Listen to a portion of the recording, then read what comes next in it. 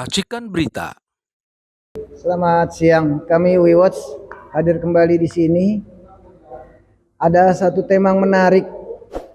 Udah seminggu terakhir ini. Sebelum kita berlanjut masalah tema ini, saya akan memperkenalkan ada dua orang senior kita dari alumni UI yang tergabung dalam WeWatch. Di sebelah kiri saya ada Bang Juju Purwantoro. Apa kabar Bang Juju? Selamat siang, selamat datang. Di sebelah satu lagi ada Bang Buyung. Apa kabar Bang? Sehat Bang ya? Terima kasih Bang. Gini Bang, tema kali ini kita akan bahas dan kita angkat karena rame belakangan ini di medsos masalah Kaisang lari nih, nggak ada nih. Kabur ya, bahasanya tepatnya kabur. Kabur ya, kabur nih. Nggak jelas nih kemana kaburnya Bang ya.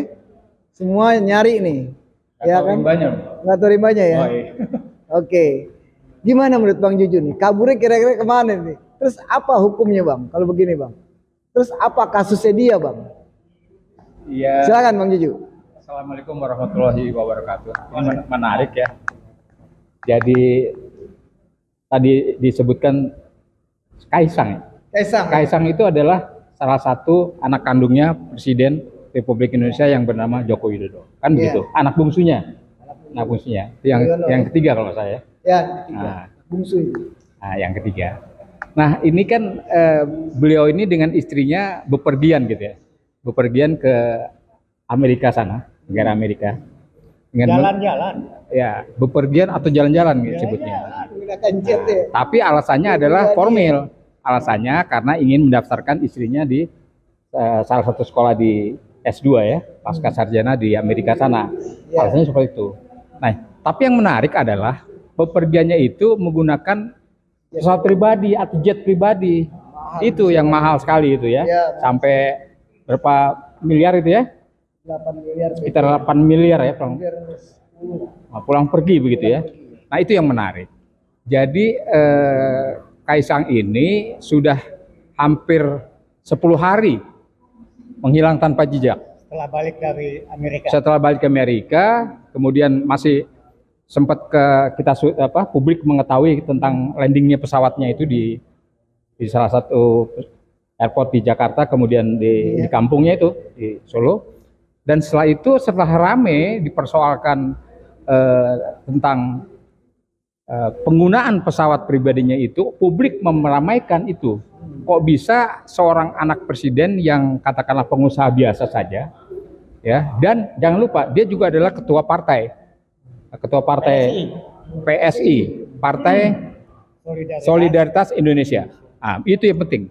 Dia juga sebagai ketua umum Partai PSI. Jadi sebagai anak presiden, sebagai ketua partai menghilang tanpa jejak, tanpa diketahui.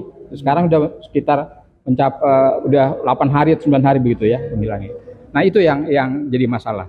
Kemudian ini buat pelajaran buat kita semua bahwa apapun alasan dari pihak mereka mengatakan bahwa beliau ini adalah anak presiden, iya, tapi beliau juga pengusaha katanya.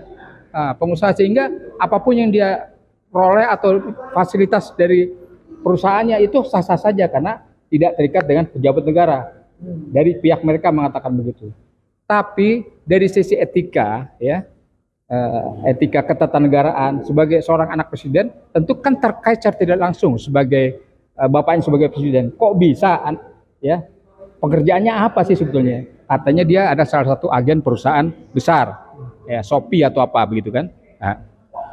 Nah, kalau agen suatu perusahaan besar kemudian memberikan suatu fasilitasnya seperti apa? Batasannya kayak apa? Kan ceritanya itu kan fasilitas oleh Shopee. Iya. Karena beliau katanya salah satu shopper kan. Iya. Nah, menurut Abang bagaimana tuh hukumnya? Iya, sebetulnya boleh-boleh saja, tapi tidak bisa lepas atau tidak bisa kita biarkan begitu saja manakala yang bersangkutan ini atau dia ini adalah anak kandung seorang presiden. Tidak bisa dong serta-merta semena-mena menggunakan fasilitas itu dari manapun alasannya ya. Tapi etika ketatanegaraan ini perlu dijaga dong sebagai seorang presiden. Dan oleh sebab itu KPK akan mengklarifikasi, akan menanyakan begitu. Ya, oleh sebab itu KPK untuk tahap awal klarifikasi dengan memanggil yang bersangkutan. Tapi setelah dipanggil lebih dari seminggu lebih, nggak jelas ini keberadaannya. Begitu Pak, nggak jelas ini sampai sekarang ya, pemanggilan KPK itu. Begitu. Berarti menurut Bang Juju nggak jelas ya. Tapi atas dasar hukumnya bagaimana Bang Juju melihatnya sebagai ahli hukum di sini? Anda kan lawyers nih, ya kan? Apakah dia nabrak soal hukum apa-apa? Ini karena dua orang kenal nih se-Indonesia nih. Dari UI ini senior kita ini orang hukum dua-duanya ini. Ya kan? Jadi bagaimana? Sekarang coba deh tanggapan dari abang senior ini Bang Buyung nih. Silakan coba. Ya, kalau menurut saya hukum di Indonesia ini seperti perkataan Mahfud MD udah nggak bisa diharapkan. Ya, semua bisa diatur.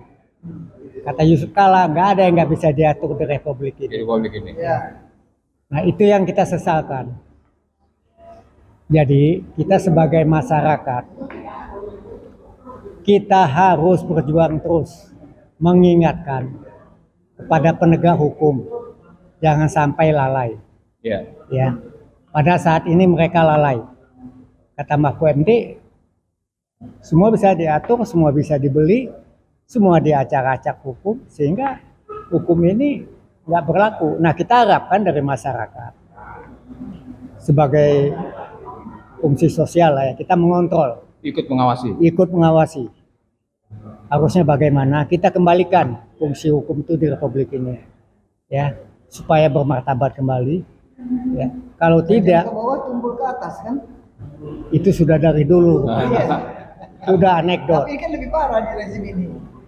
Iya kan? Kalau kita bilang rejim ini udah susah deh, Susah ya. susah. Semua yang jelek itu Suka dia aja lagi. suka dia aja. Nah, kira-kira demikian dulu. Oke, terima kasih Bang Wuyung. Waduh, jadi memang udah sulit sekali hukum di sini di Indonesia pemirsa.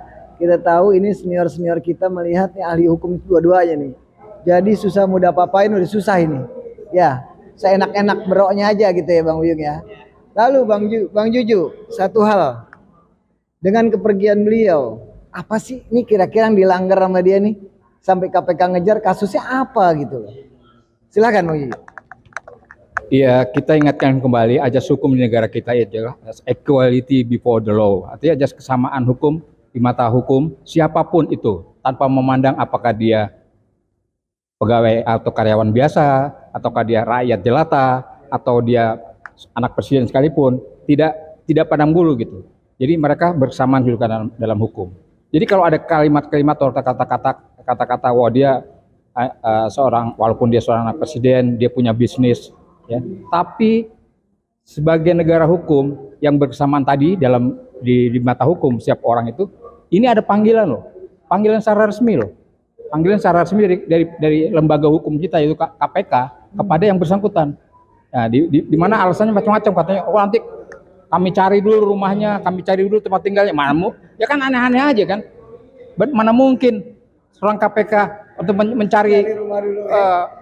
mencari bandit kelas kelas kakap aja bisa KPK bisa tahu kok, masa seorang anak presiden nggak bisa diketahui. Ya. Iya. Semua data ada kan. Nah, jadi artinya apa? Artinya patuhilah gitu, hormatilah hukum di negeri ini. Dengan adanya panggilan KPK itu, ya maka saudara Kaisang, ya hormatilah, datanglah KPK, jelaskanlah apa tentang seluk-beluk harta yang didapat dia dan keluarganya seperti itu. Maka clear kalau sudah dijelaskan seperti itu. Sepanjang memang beliau adalah secara tidak langsung adalah memang anak kandung dari seorang presiden. Dan seorang presiden itu hartanya dari mana dan kemana itu harus diketahui oleh negara supaya jelas, supaya transparan begitu.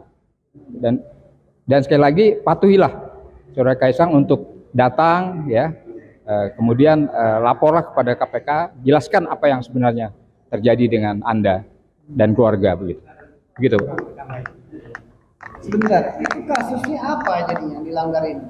Kan pertanyaan saya belum terjawab. Ya, gravitasi kalau menurut saya. Iya. Kasusnya itu gravitasi. Tapi kamilah berharap kepada KPK Iya. sebagai ujung tombak pemberantas korupsi ya, yang dulunya kita berharap dari polisi dan kejaksaan untuk melakukan penegakan hukum, tetapi kenyataannya nggak bisa diharapkan, dan diharapkan sekarang KPK. Nah, tolong KPK Ya. tunjukkan gigimu, Tegas. tegas, ya, sesuai dengan undang-undang, dapat amanah dari rakyat, ya lakukan. Kami berharap demikian. Tapi kalau nggak bisa ya bubar aja deh. Iya. Timbang makan gaji buta, Dibubarkan saja. dibubarkan saja. Kalau nggak membubarkan diri lah lebih terhormat. Lebih baik KPK membubarkan diri, kalau nggak bisa, kalau nggak berani, kalau takut. Sekali ini. Kalau perlu misalnya KPK takut, kami siap kok mendampingin. Ya, kami siap. Dari UI Award siap mendampingin Ya. KPK untuk mengusut tuntas masalah gravitasi. Terima kasih. Oke. Oke, baik, terima kasih. Bang Buyung nih terlalu keras nih, ekstrim nih. Suruh bubarin jadi nih saudara-saudara nih, pemirsa nih. Pemirsa Wiwatch yang menonton acara ini dari mulai Sabang sampai Merauke ini. Ya. Kita mendengar senior kita nih Bang Buyung mengatakan ini KPK harus dibubarkan kalau tidak bisa menangani kasus ini. Ya. Oke. Tapi yang dilanggar kan nih simpang siur nih, ya kan? Hukumnya nih. Ada contoh waktu kembali juga dia masuknya kan Bang, tidak masuk lewat imigrasi loh Bang. Turun dari pesawat langsung dijemput pakai Alphard. Bea cukai. Iya, imigrasi dan bea cukai. Apakah begitu seorang anak presiden? Iya kan? Itu kan juga pertanyaan. Iya kan? Tapi sebelum-sebelumnya enggak loh presiden yang lain. Anaknya Pak Harto pulang lewatin imigrasi, lewatin bea cukai gitu kan. Nah, itu loh.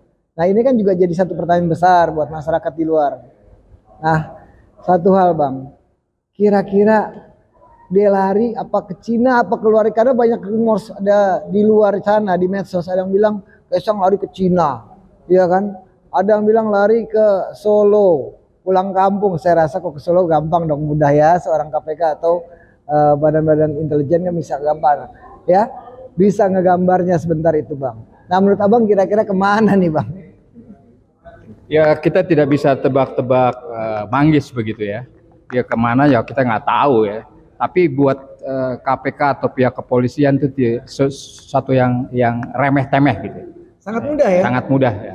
Kalau mereka punya kemauan ya, ada goodwill, itu sangat mudah dari KPK maupun pihak kepolisian. Sekarang tinggal ada kemauan nggak? Ada diskriminasi nggak karena dia seorang anak presiden sehingga akhirnya ragu-ragu ya untuk memanggil atau mengklarifikasi. Maka tadi saya katakan bahwa Kaisang hadir sajalah, datang sajalah KPK untuk menjelaskan, mengklarifikasi. Itu saja. Ya, itu saja yang diperlukan. Demikian kira-kira pendapat saya. Oke. Oke, baik, terima kasih. Bang Buyung bagaimana? Perkiraan, ekspektasinya. Jadi KPK-nya yang harus berbuat, karena kalau dia tidak melakukan tugasnya, itu yang saya bilang tadi, bubarin aja. Ya, kita nggak butuh KPK kok kalau cuma menjadi alat kepada penguasa. Ya, kita punya kejaksaan, punya Kita Polri yang punya bisa Polri yang meningkatkan mungkin, lagi, ya. yang mungkin bisa membantu rakyat. Iya. Ya, saya kira demikian. Oke. Ini kisah sisa waktu 2-3 menit Bang. Saya minta closing statement Abang mengenai Kaisang, Bang Juju dan Bang Buyung. Mulai dari Abang. Closing statement Abang bagaimana tentang Kaisang dalam keadaan seperti ini? Bagaimana menurut Abang? Closing Ya statement. sudah jelas secara formal, secara resmi lembaga hukum kita KPK itu sudah melakukan pemanggilan kepada saudara Kaisang. Dan kami harapkan Kaisang ini untuk mematuhi gitulah, ya, untuk hadir ya sesuai dengan kewajibannya. Memang dia sebagai seorang ketua partai begitu, ya, memberikan contoh kepada publik gitu kan, untuk mematuhi dan mengikuti aturan atau hukum yang berlaku, sehingga tidak menjadi tanda tanya besar kalau beliau tidak hadir atau tidak tampil, sehingga ini akan menimbulkan tanda-tanya besar dari masyarakat. Dan hukum kita tentunya akan diskriminasi, akan bisa dipermainkan oleh seorang anak pejabat siapapun dia. Kira-kira. Jadi kami berharap Kaisang segera hadir. Oke. Lalu Bang Buyung closing statementnya bagaimana? Silakan Bang. KPK sebagai penegak hukum terutama di bidang korupsi, ya kita berharap melakukan tugasnya dengan konsekuen, ya, tidak pandang bulu, ya, siapapun yang bersalah, siapapun yang diduga bersalah, silahkan diusut. Ya. Apalagi ada anak presiden yang melakukan kelalaian. Mungkin dengan kehadirannya Kaisang bisa terang benderang masalahnya. Soal hukum kan bisa diatur belakangan. Yang penting Kaisang datang dulu, membawa bukti-bukti. Saya rasa demikian. Semoga apa yang kita harapkan bisa terlaksana. Terima kasih. Amin. Oke, terima kasih. Terima kasih Bang Buyung dan Bang Juju Purwantoro telah hadir bersama-sama kita dalam acara We Watch. Jadi terakhir kesimpulan-kesimpulan atau definisi ini kita melihat saudara-saudara, Kaisang ini lari tanpa jejak, ya, tidak ada yang tahu rimbanya kemana. Dikejar oleh KPK, KPK pun tidak nemu kemana. Tapi itu menurut beberapa ahli dan rekan-rekan kita di sini mengatakan itu bullshit ya. Kalau misalkan mereka tidak tahu. Dan itu tugas keras dari seorang KPK. Dari seluruh institusi KPK ini harus keras mengejar sampai kemana. Jadi kami We Watch akan hadir kembali di lain waktu. Terima kasih, saya Vicky Balfas. Assalamualaikum warahmatullahi wabarakatuh. Waalaikumsalam. Merdeka. Oke, terima kasih Bang Buyung.